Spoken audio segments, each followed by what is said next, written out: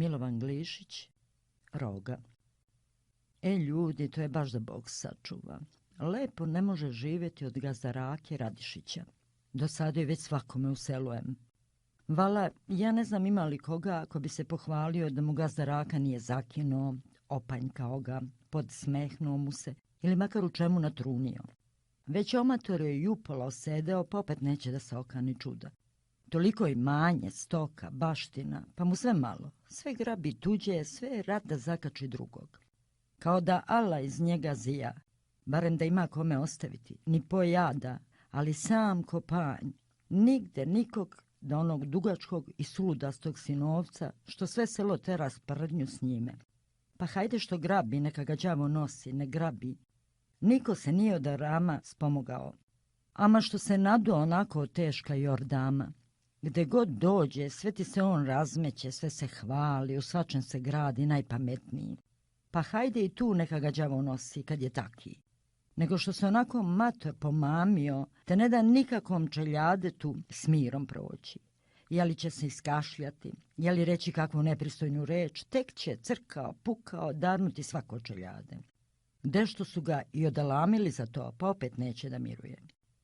Gazdaraka nema nikakvog najamnika, jer brate ne može se, godine omahnule, sve se iskvario, neće mlađi da te sluša, a ovamo izvlači i krade što god dočepa.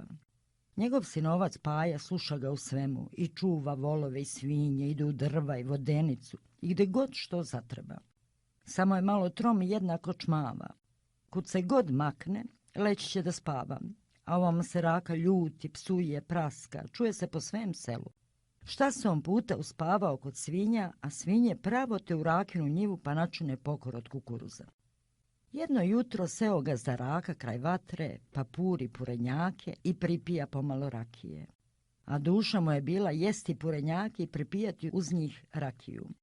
Paja izašao pred kuću, zapalio svoju simsiju, pa se izvalio koliko je dug. A pušio je nekakav duvan tako ljut da su Gazdaraku više puta obile suze od kijanja, pa mu je jednom čak i zapretio da će mu omlatiti uši i čibuk i simsiju, samo ako još koji put zadimani pred njim. Taman Paja zadimio već uvelike, kad ti sade dreka Gazdarake iz kuće. Pavle, Pavle, bolje, eno nečiji svinja u njivi, bolje isteraj. Ah, teraju u obor stoku mu poganu. Paja skoči nezgrapno pa poče klimati. Bajagi trči vičući leno. Uša, uša, bolje more, bolje, gore u vrh njive, eno i potrči more. A čekajde, zapamtit ćete vi ko je Radovan Beli. Razvikao se Gazdaraka pa polete kao smušen za Pajo. Kad tamo, a ono dva nezimeta, nekog Sime Ivanića, provukla se kroz plot pa riškaju kao oko uvratina. Siromah Sima. Sad će imati posla, a to je jedan pošten čovjek. Nije Bog zna kakav gazda. Ima nešto baštine i mala, petla i radi kao mrav sa svojom stojom, pa ima svega dosta u kući.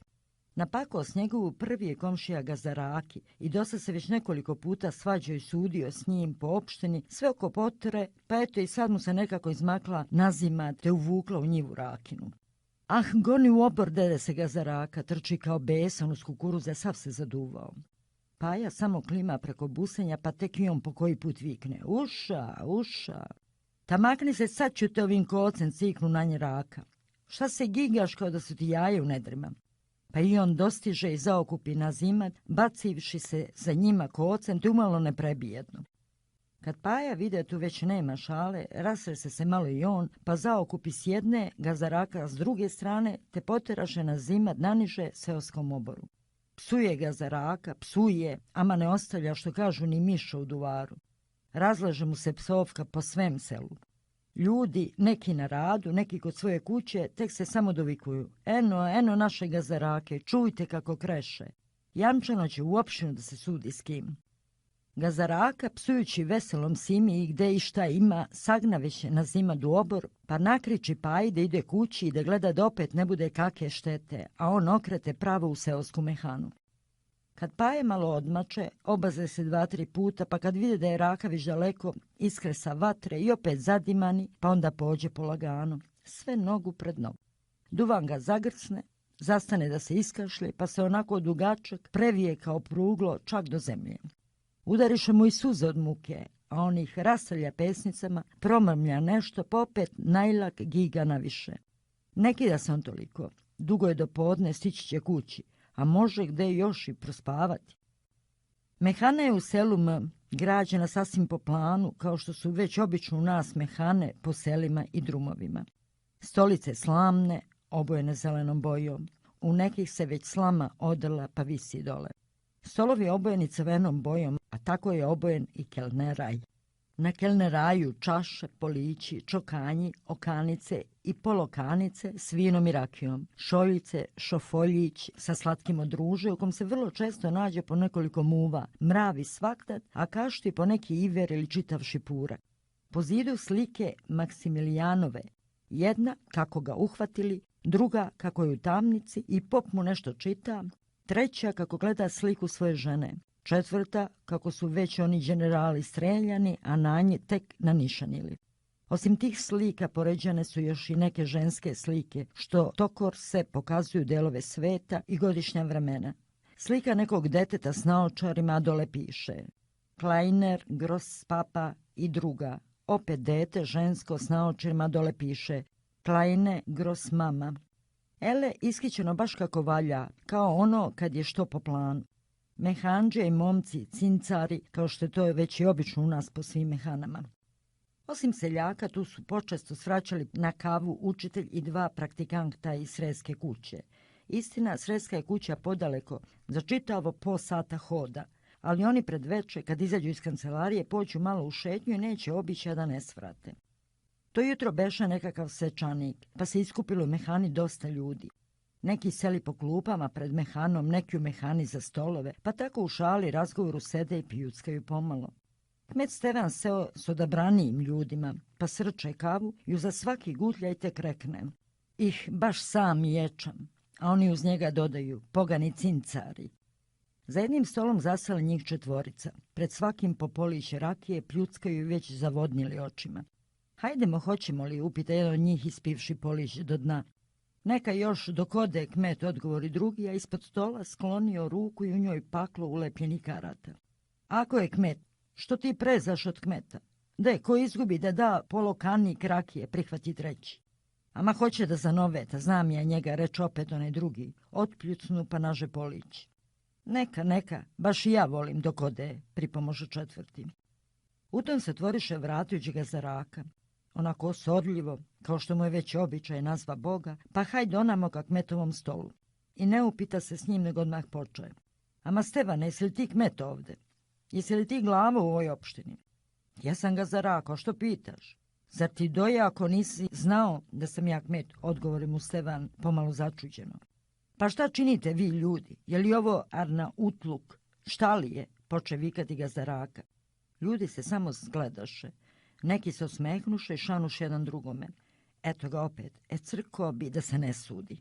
Šta je tebi, Radovane, reče Stevan ozbiljno. Kakav Arnautluk, Bog s tobom jutros. Kako šta mi je, poče ga zaraka još jače i sve hoda tamo amo. Eno onaj lopov napustio onolike svinje, te mi upropastiše mal. Koji lopov, kakve svinje? Eno onaj tvoj pošteni Sima, što ga jednako hvališ. Zatreše mi sav kukuruz. Zatreše. Zatreše, ja kako? A ti bajagi kmet pa zaseo tu mehani, a nije ti ni uvo što se ovamo poštenim ljudima čini šteta, podviknu Raka još žešće. Dok ti Stevan plan upa skoči. Ama šta ti hoćeš, Radovane? Hoćeš da ti ja čuvam kukuruz, a? Da ti ja teram svinje, šta li? Raka se trže malo pa počeo lakše.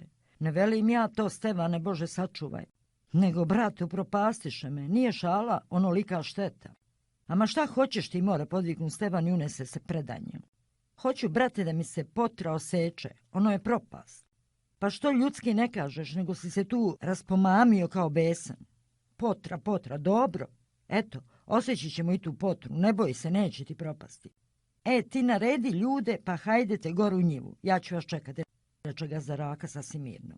Ne mogu ja to danas, odgovori Stevan. Imam ja još 300 poslova, sutra ćemo. Ama potra je najpreča, Stevane, reci ljudima nek iziđu sad. Baš da ti ne iziđu sad, neće se do sutra sve prevrnuti. Dobro, Stevane, reče ga Zaraka kao preteći. Ima suda i osim tebe, pa ljutito izađi iz mehane. Gazaraka udari preko seoskih livada pa obiđe uzgradi svoj zabar, a jednako psuje Đasimu Đakmeta. Baže njegovog zabrana kuće je Đure i spasuje Pavića. To su vam dva otresna, valjana i vredna momka. Imaju sestru, da je nije šale u ovoj kapetaniji. Marica Pavićeva jedna je po jedna devojka i po lepoti i po vrednoći. Taman beš iznela hleb da metne u peć, a sva se zajapurla od posla i vatre, te došla još rumenijan dok eto ti rake, ozdo, gunđa, nešto jednako. Kad bi pored njihovih vratnica, a on vragolasno namignu na nju i reče: "Jesi li se ustala, Maro?" "O, kljusino matora," pomrmlja ljutito Marica, pa ode u kuću da iznese i ostalo testo. Gazaraka osvrte se još jednom za njom, mahnu glavom, učini pa zamače gore u svoj zabran. Sutradan, baš u sami mrak, sade vreva u rakinoj nivi. Gazaraka razmlatao se i razvikao kao da ih je 10. Kmet Stevan prislonio se uz plot, pa samo ćuti i gleda šta se čini. Srećko Ilija, potričari, obilaze po kukuruzima, zagledaju oborano i upola izjedene klipove i sumnjivo vrte glavom.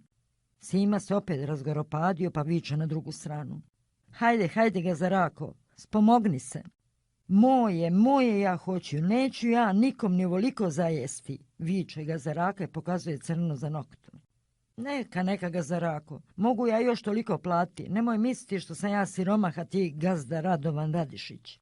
Batali more svađu pa se namirite lepo kao ljudi, to je sramota, komšije pa se kojete oko nekoliko strukova kukuruza, poče Stevan da ih miri. "Baš Gazaradovane, bit će mnogo 20 vreća, po duši reci," prihvati Ilija. "Šta veliš, mnogo, a vidite li vi ljudi koliki je meni mal potrven?" Viknu Gazaraka pa poče trčati od oborena do oborena struka i dizati ih vičući: "Nuto! Valarako, baš da ne vidiš u tvom ambaru 20 vreća, pa makar ti bio 20 puta Gazaraka," odupre se Simo inat. "Dva na zimeta, samo što se provuka kroz plot, pa hoćeš 20 vreća. Nećeš, beli." "Jest, 2 na zimeta, a ima valjda njendelju dana kako mi mal zatiru, a tebi ni u uvo," dere se Raka. "Čuješ, Simo, daj ti njemu 4 vreće pa nek legne ta kavga," reći će Stevan. "4 vreće," odreknu Raka i pjesnu rukama. "Kakve 4 vreće, ljudi? Imate li vi pamet, imate li duše? Ovolika grdna potra."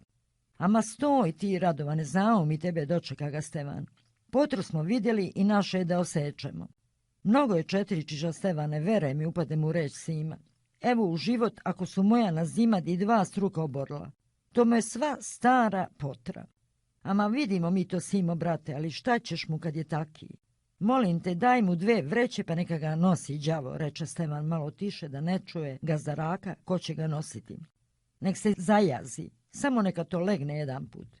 "Pravo kažeš, Stevane," prihvati potričar Srećko. "Neka mu da 2 vreće, pa zbogom."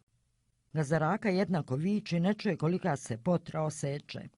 Dobro, Gazaradovane, viknu Sima odvojiši se malo od potričara. "Evo ću ti dati 2 vreće. Ne mogu samo za ater ovih poštenih ljudi, ne bih ti dao ni zrnca, pa makar se terali po svim sudovima, ali neka. Veraj Bog, gledat ću da i ja tebi zajam vratim u čem bilo, zaista." "Neću da čujem, to je po ateru, to nije pravo osečeno," udari u viku Gazaraka. "Ako ti nije pravo, a ti apeliraj," podviknu mu Stevan pa se okrete Simi. "Eto tako, Simo, daćeš mu 2 vreće kukuruza, a sad idite, goni onu na zimad kući i gledaj da ne ode opet u štetu." I svi se raziđoše. Raka ode niz kukuruze psujući i Simu, i kmete, i potričare, sve izreda, a Stevan opet sa Srećkom Ilijom na drugu stranu. Jes pogan čovjek, reći će Srećko Iliji i Stevanu. "Ne može ti ono, brate, dok ne zakine tuđe muke, crklo bi," dodade Ilija. "Eno, sve stara potra, gotovo istrulali oni strukovi. Poznaje se, brate, šta je skoro potrveno." "Vala i onako mi već dosadi ta potra svaki čas," reće na to Stevan, "ali ovakve napasti još nisam video. Ima 10 puta kako je od jutro slao onog njegovog ludaka. Hajde, veli, rekao Raka da osečete potru. Sad skiduh i tu bedu s vrata, da Bog sačuma. Najgore mi je osecati te potre, ali šta ćeš? Jednako govorim ljudima, čuvajte stoku, ne dajte u štetu, pa ništa. Nego odseću i ja drugčije. Ti će se Ilija uvratiti kod Birova, pa mu reci neka zakaže po selu da ljudi udare roge na stoku. Sutradan zorom već poče biro vikati po selu. Čujte ljudi, zapovest od kmeta. Udarite roge na stoku da ne čini štete. Hoće kmet sve u obor. Nemojte reći da vam nije kazano. A znate li vi šta je to roga? Ne znate, jeli? I ne dao vam Bog da znate. Kao što vidite po samom imenu, to nije ništa lepo, što bi se, na primjer, moglo od kicošluka poneti. Roga je strašna stvar. Ova se ovako gradi. Oseče se račvasto drvo, ali se gleda da vrat može taman stati između onih račava. Onaj kraj u dnu račava ostavi se poduži, koliko već zatreba. Račve se probuše, naprema se, uglavi se između njih vrat i udari se klin, koji nekad stoji za vratom, a nekad ispod vrata. I sad se živinče ne izvuče odatle lako. Eto, to vam je roga. Roga je u raznim upotrebama dobila i razna imena. Tako ona se zove ljuba, kad se duži kraj udari u zemlju, a račve ostave gore, te planinka, tu uglavljuje telad da joj ne smetaju do krave muze. Kad se na volove ili krave udari da ne čine štetu, onda im se to obesi o vrat. Duži kraj visi niz grudi, a račve su za vratom, a tada se zove klečka. A kad se udari na svinje, onda se duži kraj ostavi za vratom, a račva ispod vrata. I tek tada se zove onim strašnim imenom roga. Nego da se mi okrenemo te đavolske roge. Bolje će biti da vidimo što radi naš gazda Raka. Prošlo je već 2-3 dana kako je osecana ona potra. Poranio gazda Raka i obišao zabran svoj, pa udario pored Pavića kuće. Hoće preko livade dole mehani. Taman beše okrenuo niz potoka, deto ti Marice s Janom Srećkovom. Idu s vode. Gazda Raka uze već da se smeši, onako vragolasto pa poče. Nuto, nuto, poranile cure. One ćute, skretoše s putanje i prođoše. Raka se osvrte za njima, pa smešeći se upitam. A kamo ti dobro jutro, Marice? Ostalo u potoku, oseče se ona na nji, pa pođe dalje. Gazda Raka mahnu glavom, učini đavo dete, pa okrete naniže preko linije njive dole seoskoj mehani. Tu zateče Simu, ispsova se opet s njime zbog one potre i reče da će ga tužiti kapetanu ako mu danas ne donese 2 vreće. Pošto se već sit navikao i popio čokan rakije i kavu, pođe opet preko livade pored Pavića kuće. Marica je izašao u gradinu pa nešto kopa. Dok eto ti Rake, nadnese se na plot, pa zaškilji očima i počuje smešeći se. Baš ti, Maro, kopaš, ne šališ se. Ona ćuti. A gde ti je Spaso i Đuro? Ne znam, idi pa ih traži, odgovori ona ljutito. Baš si mi jutros nešto ljuta, nisu ti sve koze kod kuće. Ona se čini i ne čula, samo kopa. On počuta malo, iskašlja se, pa opet poče. Zar baš osade u potoku, Maro? Šta veliš, upita Marica, pa stade naslonivši se na motiku i pogleda ga popreko. Ono tvoje dobro jutro, baš si mi ti neki đavo, reče Raka i opet zaškilji očima i kao nasmehnu se. More ga za Radovane obiđe ti malo podalje dok te nije odneo đavo. Što, čedo moje? Čedit ćeš se ti nikakav dok te odaderem ovom motikom, odseče se Marica. O, Boga mi, ona se ne šali, proguđe ga za Raka pa odmače od plota. Zbogom, Maro, zbogom, reče brzo i klimnuvši glavom učini pa zamače preko jednog prelaza u voćnjak. Đavo te nosio kljusino matora, reče ona, pa nastavi kopati. U tom dođoše Spaso i Đura da se malo prihvate, a Marica te pred njih. Ama Đuro, bogati, privikni de ti onom Radovanderi, nek se more okani jednom. Šta, zar ti opet ne da s mirom, upita Spasoje. Ne mogu niku da se maknem od njega, kao da ga sam đavo nanese. Kud god pođem, jeli će me sresti i jeli stići. Sad baš pred vama htjela sam ga motikom među oba oka. Ja kopam, a on ti se odnekud privulao i nadneo nad plot, pa tek stade zanovetati koješta. A, valja to javiti kmetu, reče Đura, to je već i suviše. Nije vajde, Đuro, ja ti kažem, prihvati Spasoje. Nego hajde da mi njega izdevetamo, to će biti bolje. A da ga tužiš nije vajde, niti on mari što, pa će posle još gore. Nije vala vajde ni devetati ga, reći Đura. Već nekoliko puta lemali su ga ljudi kao vola, pa ništa. Valjalo bi njega kako drugačije zavarčiti. A čekaj ti, znam šta ćemo, početi Spasoje, pa prsnu u smeh. Šta, upita Đura? Spasoje se smeje jednako i sve više. Šta ti je, more, kaži šta ćemo? Neka stoji i kazat ću ti posle, reče Spasoje prekidajući smehom. Povuče Đuru za rukav, izađeš oba na stranu i počeše nešto šaptati. Na to se Đura poče smejati. Obojicu suze obliš od smeha. Odidi de amo, Marice, zovnu Đura svoju sestru. I oba brata šaptaše joj nešto, šaptaše pa rekoš. Ali tako mu reci, bit će u Mihani, znaš. Baš se đavo i reče, ona ode da posluje nešto po kući. Đura i Spaso uze se sekiru, svrdlo i maklju, pa zamakoše, smejući se naviše u osvoje. Bilo je već oko zaranka. Sima preturio 2 prazne vreće preko ramena, pa se uputio od kuće Rakine naviše pored škole. Čuje u avliji školskoj dreku i smeh dečiji, pa se nadviri da vidi šta je to, kad ima što vidjeti. Đaci udarili učiteljevu Ćuranu malu rogu na vrat. Siromah Ćuran zapurio se, mučio se da smakne, pa sve otresa vratom i brblja, a roga se okreće unaokolo. Ćurke se sletele, pa pućkaju i kljuju u rogu. Hoće da mu skinu, ali sve promašuju te mimo rogu Ćurana u govrat. Kad mu valjda dodija muka, a on ti zaokupi Ćurke tući, ona opet njega. Deca udarila u alakanje i u smeh da se poizvrću. I Sima se stade smejati. Dok na jedanput prsnuše đaci kut koji samo ostade na čistinu na gomila ćuraka. Uhvatila se pa se pretura. Obre se nedan mah učitelj, zdepana neka ljudeskera s postriženim brkovima i boginjavim licem, neka